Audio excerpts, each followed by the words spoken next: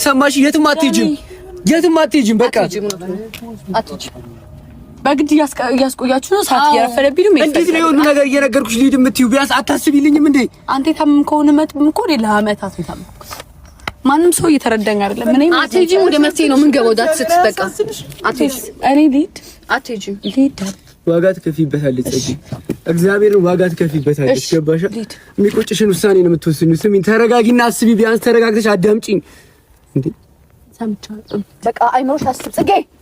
በቃ ኖ ስራትሽ ነሽ እንዴ ጽጌ። የሁላችንም ሀሳብ እንዴት ይሆን እንደሆነ እኔ ወዳጆኝ አይደለም ለዚህ ልጅ ያደረገሽ ነገር ረስቼ አይደለም፣ ግን ይሄ ደግሞ ሰዓቱ አይደለም። በቃ ስራትሽ ነሽ። እንዴት ሜዲ ለማዳመጥ ለመርዳት ሞክሪ። ከሁላችንም እሱ እንደዚህ ይሆን እንዴት ነው ልንሄድ የምንችለው? እንዴ አስቢ እንጂ ጽጌ። ከሁላችንም ሀሳብ የተቃራኒ ከሆንሽ አንቺ ትክክል አይደለሽም ማለት ነው። ያንቺ ደስታ ባንቺ ደህንነት አልደራደርም። ታውቂያለሽ። ትንሽ እንኳን ረራ የለሽም። ቢያንስ ትንሽ አላሳዝንሽ?